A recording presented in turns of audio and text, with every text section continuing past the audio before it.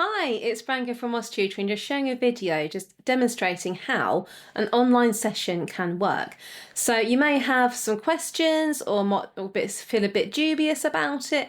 That's okay. I'm here just to show you how fun and interactive an online session can actually be.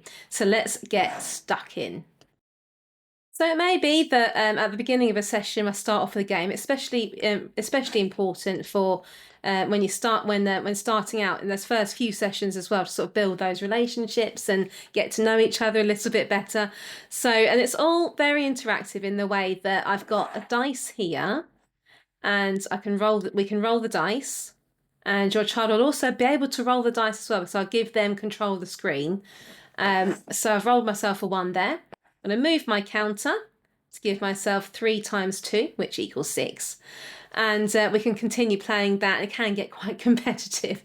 I've also got lots of other games that we can play as well, such as other times tables games. It might be they need to work on their 6s, their 7s. And I've also got, this is the most popular game when we're working on like mixed times tables. This one's always requested, especially towards the end of a session as well, because when things might start to get when your child might start to be a bit tired or anything towards the end, just some nice little things, just sort of like embed really key information. This one's also quite popular as well, where we can it's a competition on who can get the most boxes won and things like that. And I've also got other games that aren't to do with times tables. I've got things like equivalent fraction superheroes, which is really good to work on equivalent fractions as well. So it's all different kinds of objectives that we can work on as part of your session, and it's all very interactive. So after an initial assessment, if you'd like me to work on particular gaps in knowledge that your child may have, I will then plan sessions that will be targeted towards that objective as well. So if your child needs to work on column addition, for example, I can share my screen here. We can write on the screen, we can move counters around like this. So we can move the counters about. Your child can also do the same, because I can get them to have control of the screen, and we can represent calculations in lots of different ways. And they can write on the screen as well. So again, all very interactive and not much different to what would be on face-to-face, really. It may be that your child is working on their GCSEs or their SATs, so I can also share SATs papers, GCSE papers, and we can work on those together.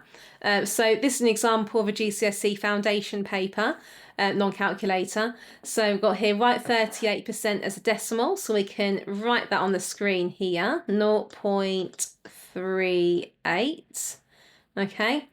And your child can write on the screen, or they can write on a piece of paper and a pencil and just show me, or show me we're using a whiteboard and pen.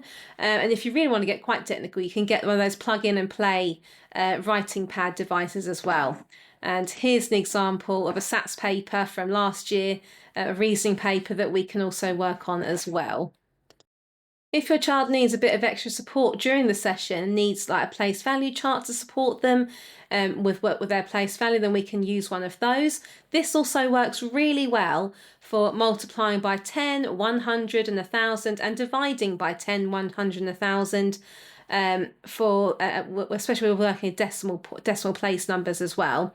Also works really well with rounding and things like that too.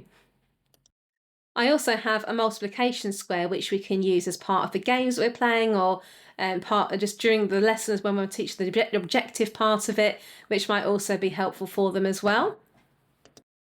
And I also have a collaborative whiteboard where we can work together on different calculations if we need to do some extra examples. So I've got squared paper here, which can replicate the maths book in school, where I can demonstrate lining up the digits correctly and to make sure the calculations are correct. And we also have just a blank one as well, if in case we need to do anything with that one too. So please contact me if you have any further questions or you'd like to book one of my sessions. Thanks so much for watching, and I hope that this has helped in making a decision in choosing Moss Tutoring for online tutoring.